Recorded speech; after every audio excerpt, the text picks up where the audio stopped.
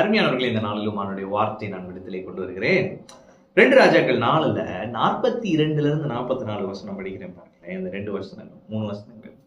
பின்பு பாகால் சலிஷாவில் இருந்து ஒரு மனுஷன் தேவனுடைய மனுஷனுக்கு முதற் பலனான வார்கோதுமையின் 20 அப்பங்களையும் தாழ் கதிர்களையும் கொண்டு வந்தான். அப்பொழுது அவன் ஜனங்களுக்கு சாப்பிட கொடு என்றான்.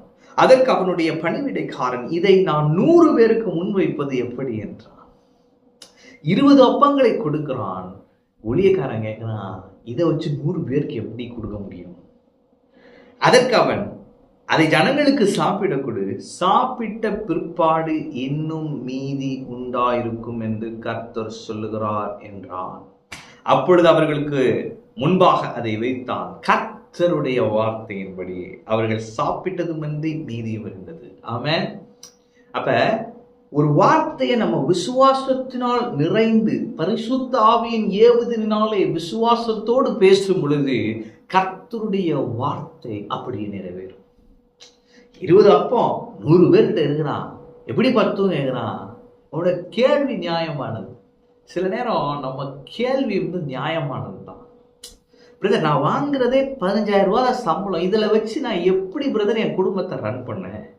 நானும் என் ஒய்ஃபும் சேர்ந்து வேலை செஞ்சே எங்களால் எங்கள் ஃபேமிலியை மீட்டப் பண்ண முடியல பிரதர், நீட்ஸ் எல்லாம். ஆண்டவர் சொல்றாரு, உன் கேள்வி நியாயமானது. லாஜிக்காக பேசுங்க பிரதர், ப்ராக்டிக்கலாக பேசுங்க பாஸ்டர். கேட்குறாங்க பாருங்க, ப்ராக்டிக்கலாக பேசுங்க. நீங்களும் நானும் இயற்கைக்கு அப்பாற்பட்ட தேவனை ஆராதிக்கிறோம். அவன் அப்ப நம்முடைய சப்ளையே ஆண்டவர் தான்.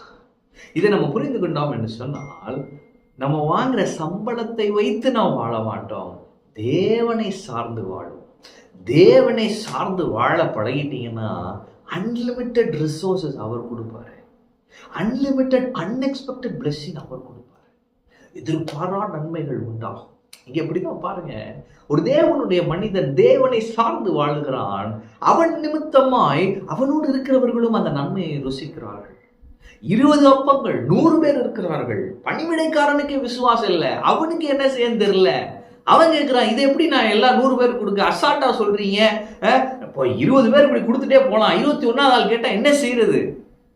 ஆண்டவர் சொல்றாரு, நீ விசுவாசத்துல செயல்படு. சில காரியங்களை நம்ம லாஜிக் மைண்டை அப்படியே ஓரங்கட்டி வச்சுட்டு விசுவாசத்துல செயல்படுறோம். அவன் இங்க அப்படித்தான். அவர் சொல்றாரு, அதை ஜனங்களுக்கு சாப்பிட கூட, சாப்பிட்ட பிற்பாடு இன்னும் மீதி உண்டாயிருக்கும் என்று கர்த்தர் சொல்லுகிறார்.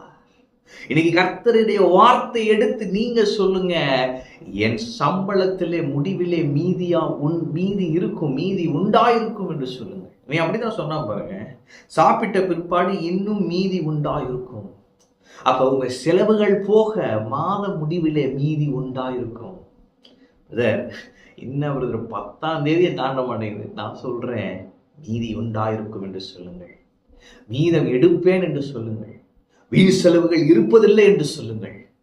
நீங்க என்ன சொல்றீங்களோ அவன் சொன்னபடியே ஆகும். அவன் அப்ப மரணமும் ஜீவனும் நாவின் அதிகாரத்தில் இருக்குது. இங்க ஊழியக்காரர் சொல்லிட்டாரு, எப்பா 20 அப்பம் தானே, நீ வாட்டுக்கு கொடுத்துக்கிட்டே இரு, மீதி உண்டாயிருக்கும். அப்ப அந்த ஊழியக்காரனுடைய மனநிலை எப்படி இருந்திருக்கும் சர்வ் பண்ண பொழுது?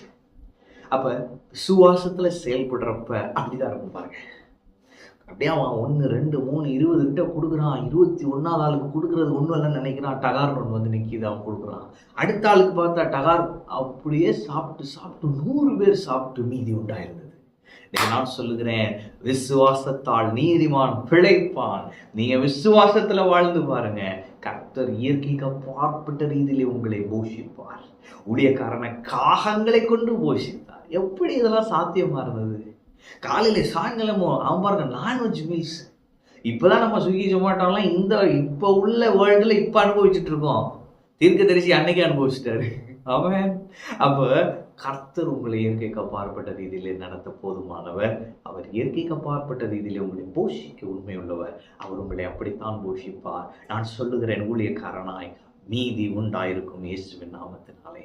இந்த மாத முடிவிலே மீதம் எடுக்க கர்த்தர் கிருபை செய்வார்.